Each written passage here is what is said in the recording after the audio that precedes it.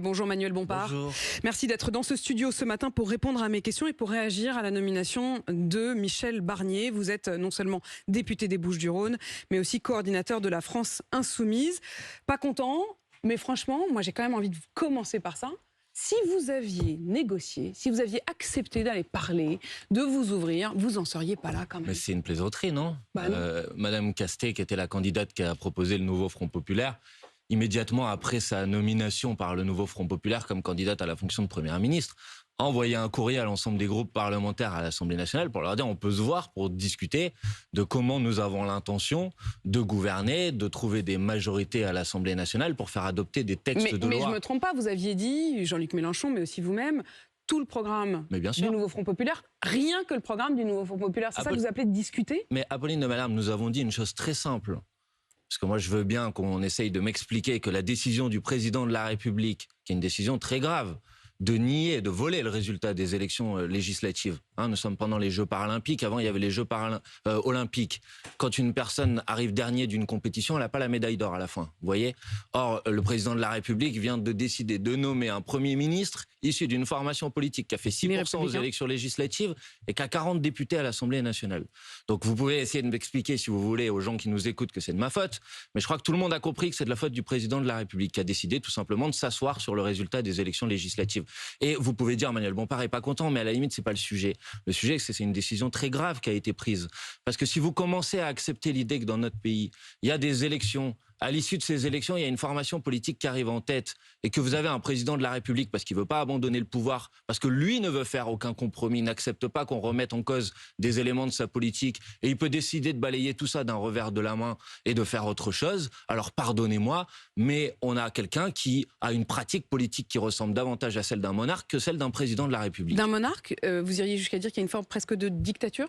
J'ai pas dit utiliser ce mot-là, mais quand il y a des élections, écoutez, essayez de comprendre une chose, c'est que il y a, à la limite que moi je sois pas content, c'est peut-être pas ce qui vous importe le plus. Non, mais ça m'importe. Au contraire, je veux dire, ça m'importe. Madame, il y a 9 millions de personnes qui, aux élections législatives, ont voté en se disant on va faire en sorte que nos salaires augmentent. Il y a 9 millions de personnes qui ont voté en disant enfin on va pouvoir revenir sur l'abrogation sur la réforme des retraites et sur la retraite à 64 ans. Il y a des jeunes qui se sont impliqués pour la première fois aux élections législatives. Il y a eu une participation qui était beaucoup plus importante que sur les dernières élections. Donc il y a des gens qui se sont dit ça sert à quelque chose d'aller voter, je vais y aller, je vais dire mon mot. Et là pour vous tout ça s'est écroulé? Et là il y a le président de la République qui dit non mais tout ça c'est pas important. Vous savez, la démocratie, la République, c'est pas que des textes, c'est aussi une pratique, c'est aussi un esprit. Et qu'est-ce qui empêchait le président de la République de dire bon, le nouveau Front Populaire est arrivé en tête, certes c'est une majorité relative, je les nomme, je leur donne l'objectif de constituer un gouvernement, et ensuite le nouveau Front Populaire doit faire ses preuves, doit trouver des majorités à l'Assemblée nationale, et nous étions prêts à le faire. Il vous laisse votre chance. Mais bien sûr, c'est comme ça que ça fonctionne dans toutes les démocraties européennes, toutes. Sans exception, il n'y a aucun exemple dans lequel la formation politique qui n'est pas arrivée en tête n'est pas choisie pour constituer un gouvernement. Pardon, mais pour préciser ça, en effet, lui donner mandat de constituer, mais dans la plupart des pays, on ne nomme pas avant d'avoir constitué. C'est au fond ce qui s'est passé cet été. C'est-à-dire que c'est d'ailleurs la raison pour laquelle, pendant de nombreuses semaines, parfois même mois, certains de nos voisins n'ont tout simplement pas de gouvernement. Excusez-moi de vous corriger, excusez-moi de vous corriger, mais si vous prenez par exemple ce qui s'est passé en Espagne, en Espagne c'est la droite qui était sorti en tête. On a d'abord, le roi d'Espagne a d'abord donné mission en quelque sorte à la droite de trouver une majorité. La droite n'a pas réussi. Ensuite, c'est le deuxième à qui on a fixé cette mission. Pas tout à fait la même logique dans d'autres. Ça a été le cas en Allemagne aussi, où d'abord en Belgique, par exemple. Non, mais en Belgique, pour l'instant, ils n'arrivent pas à constituer ils ont tenté et puis finalement, ils sont repartis à zéro. Mais à chaque fois, la formation politique qui arrive en tête, on lui fixe cet objectif, cette mission. Et je veux dire, ce qui est très grave aussi, est-ce qu'il y a une trahison de l'esprit de l'élection législative, c'est qu'au deuxième tour de l'élection législative, il y a à peu près 15 millions de personnes qui se sont mobilisées en disant on ne va pas permettre à l'extrême droite de s'emparer du pouvoir. C'est le barrage républicain. Et voilà. Et le président de la République vient d'inventer une règle qui a permis à l'extrême droite, en fait, d'être le faiseur de roi. Et ce gouvernement, c'est un gouvernement Macron-Le Pen. Il ne peut voir le jour que parce que le Rassemblement national a décidé de lui donner sa bénédiction. C'est extrêmement grave parce que tous les gens qui se sont mobilisés pour empêcher l'extrême droite de s'emparer du pouvoir se sont fait trahir aujourd'hui par le président. Et Marine Le Pen n'hésitera pas a bien montré que c'est grâce à elle que finalement il y aura un budget, qu'il y aura un gouvernement. Ça veut dire que ceux qui se sont déplacés pour le barrage républicain, ils n'y croiront plus forcément. Qu'est-ce que vous en Je le pensez ? crains, bien sûr.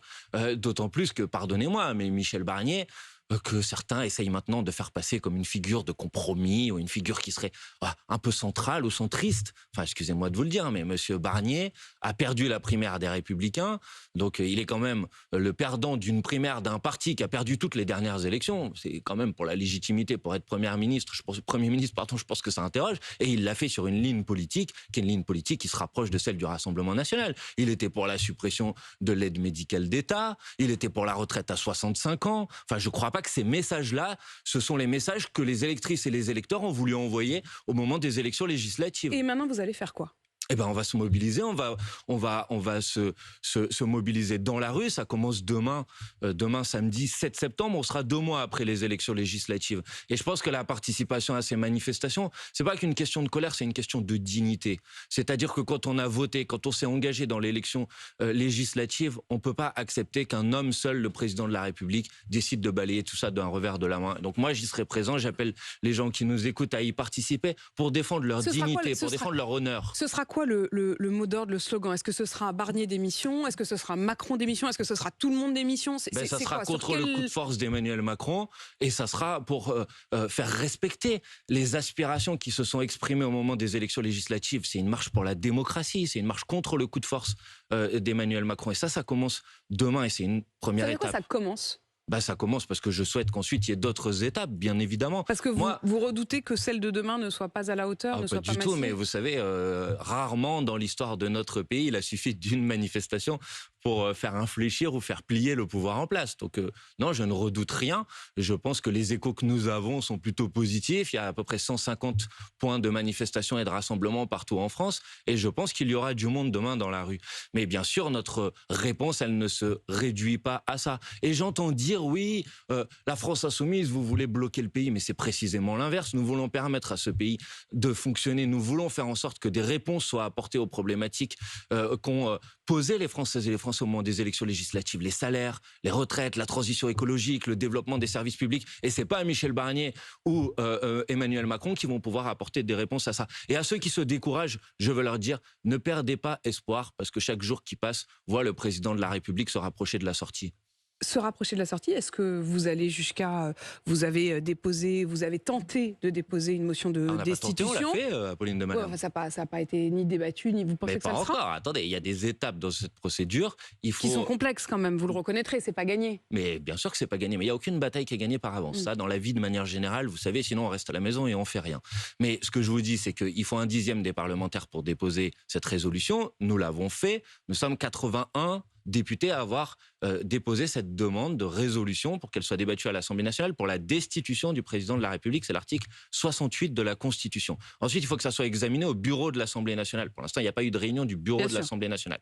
Mais au bureau de l'Assemblée nationale, le nouveau Front populaire est majoritaire. Donc je pense que notre procédure peut passer cette étape.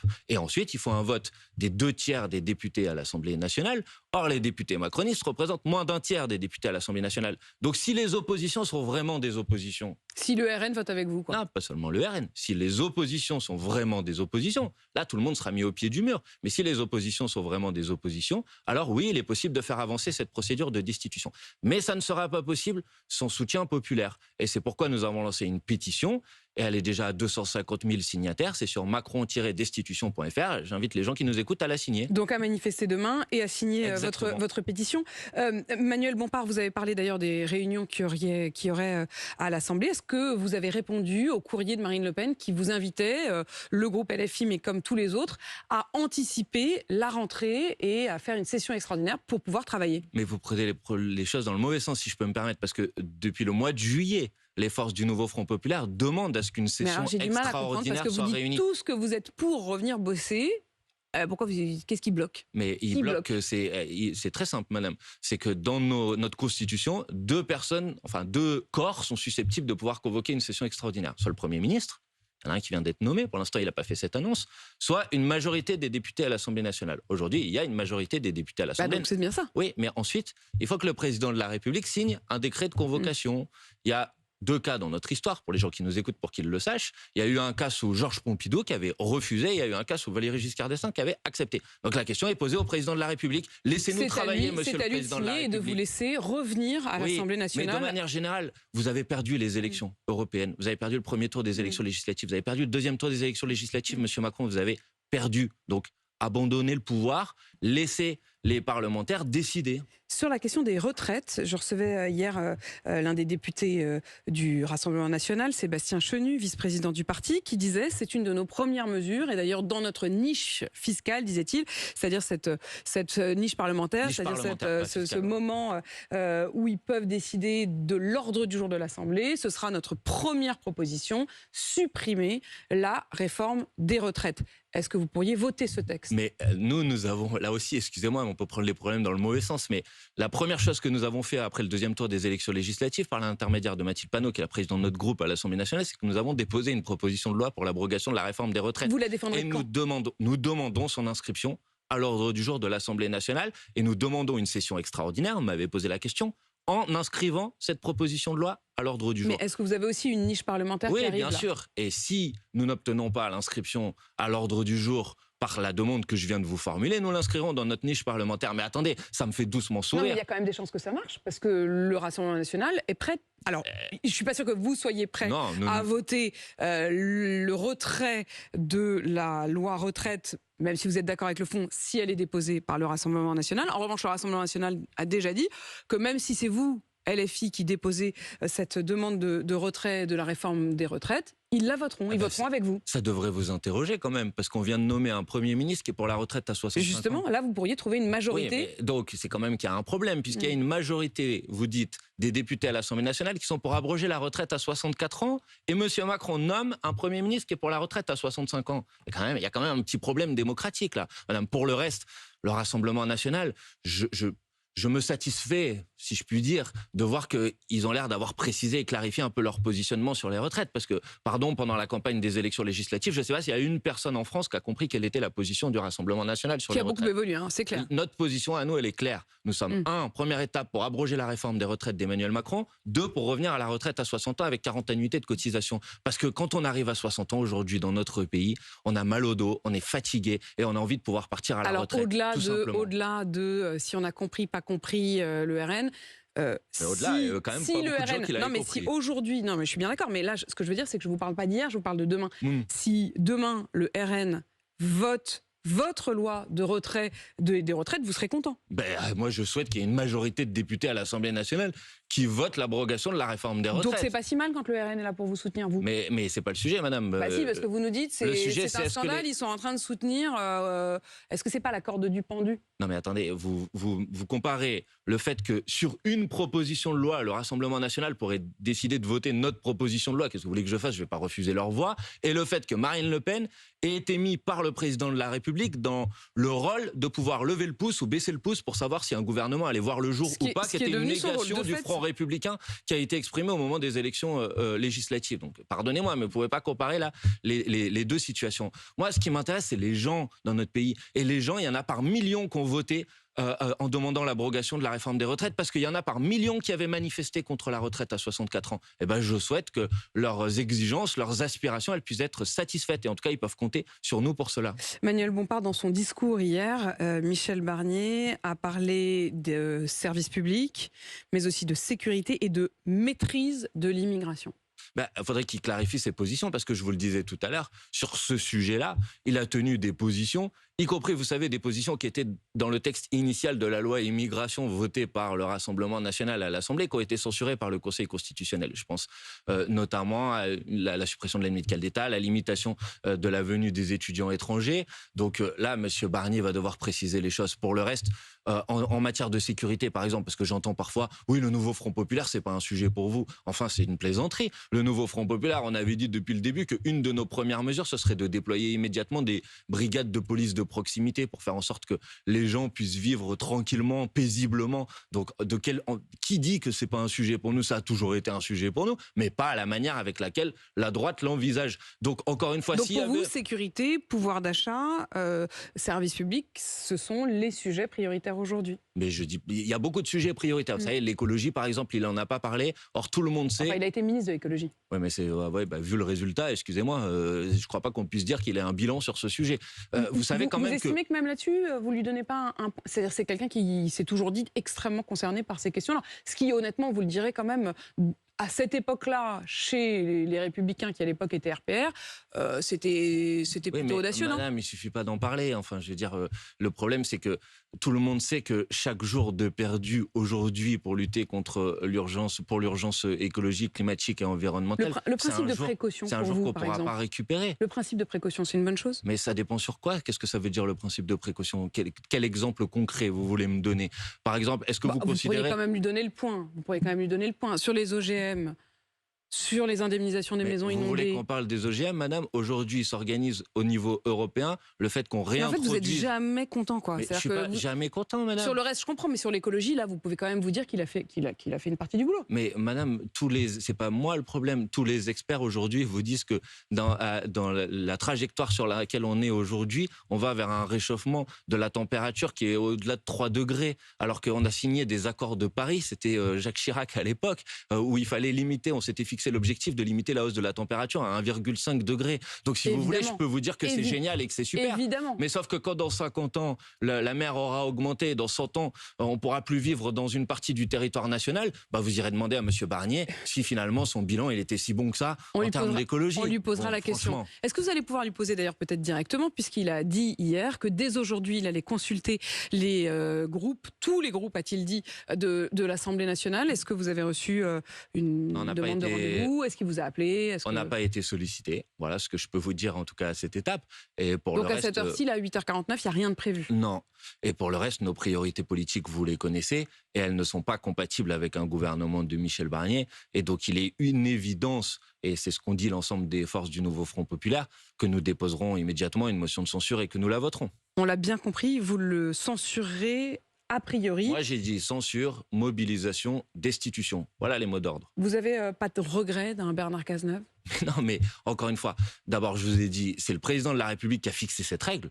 Ôtez-moi d'un doute, on n'avait pas le choix contre Bernard Cazeneuve ou Michel Barnier, vous êtes d'accord? Oui, tout à fait. Il y a eu, ça a été la valse. Premièrement, et deuxièmement... il a commencé par refuser Lucie Castet. Même si, voilà. Et deuxièmement, même si je vous disais, allez, mais expliquez-moi, quel compromis était prêt à faire le président de la République? Il était prêt à accepter l'abrogation de la réforme des retraites? Toute la presse sait bien que c'est pas le cas. Est-ce qu'il était prêt? Mais Bernard Cazeneuve avait dit que pour le coup, il était pour l'abrogation de la réforme des retraites. Certes, et c'est bien la raison pour laquelle il n'a pas été nommé Premier ministre. Donc ne dites pas que c'est de ma faute. Puisque vous venez vous-même de faire la démonstration. Moi, je dis rien. C'est l'Élysée qui laisse entendre que, comme vous avez immédiatement dit que vous censureriez... Oui, mais ça, vous l'avez dit. C'est les et que éléments... comme il y avait à la fois le RN... Non, mais c'est mathématique. C'est-à-dire que si le RN censure et que vous censurez... Non, madame. C'est mathématique. À partir du moment où vous introduisez une règle nouvelle qui n'a jamais existé, c'est qu'on ne peut nommer un Premier ministre qu'à partir du moment où le président de la République a décidé que ce Premier ministre ne se ferait pas censurer. Mais il se prend pour qui, le président de la République? C'est lui qui parle à la place des 577 députés. C'est la méthode. Il y a eu un problème de méthode, mais quoi qu'il arrive. Bien évidemment, mais c'est une rupture avec tout ce qui s'est toujours fait si vous aviez dans pas notre dit tout démocratie. De suite, vous et le Parti socialiste, le Parti socialiste dont est issu Bernard Cazeneuve, que vous le censuriez, il y avait quand même une chance qu'il... Pardonnez-moi, mais je pointe une contradiction dans votre discours. Vous venez de me dire... Moi, j'ai pas de discours, j'ai des questions. Oui, mais les questions... Et simplement, je fais des calculs mathématiques. Prenons les choses dans l'ordre, sinon les gens ne vont pas comprendre, les gens qui nous écoutent. Bon, vous me dites, oui, vous auriez pu accepter Bernard Cazeneuve. Je vous dis oui, mais Bernard Cazeneuve, même lui, avait fixé des exigences qui n'étaient pas acceptées par le président de la République, la réforme des retraites, l'a-t-il dit, par exemple. Le président de la République n'était pas prêt à l'accepter. Donc vous ne pouvez pas en retour me dire c'est de votre responsabilité s'il n'y a pas de gouvernement soi-disant plus à gauche. Mais moi, je me suis jamais caché. Ma candidate, c'était Lucie Castet, tout simplement parce qu'elle est la candidate qui a été choisie par le bloc qui est arrivé en tête. Maintenant, oui, vous me posez des questions, mais en vérité, les questions que vous me posez, je vous en fais pas le reproche, c'est normal, c'est votre rôle. Mais je vois bien qu'il y a une volonté de la part du camp macroniste d'hier, parce qu'ils sont pas très à l'aise dans leur basket d'avoir laissé l'extrême droite droite pouvoir décider qui était le prochain Premier ministre, d'essayer de renvoyer la responsabilité à la gauche. Franchement, ça ne convainc personne. Le responsable du coup de force, il a un nom, une adresse, comme on dit. Il s'appelle Emmanuel Macron et il habite à l'Élysée. Il habite à l'Élysée. Voilà. On est bien d'accord. Mais vous ne m'enlèverez pas, et surtout pas vous, qui êtes bien meilleur en mathématiques que moi, qu'à partir du moment où vous avez affirmé publiquement que vous censureriez de manière automatique Bernard Cazeneuve et que le RN a dit la même chose, ça ne passait pas. Ah mais certes, Voilà. mais... C'est tout ce que je dis. Mais très bien, mais... Encore une fois, d'où sort cette règle qu'on ne peut nommer un Premier ministre que si finalement il y a une garantie donnée avant. Je dis juste que ça ne passait pas, c'est tout.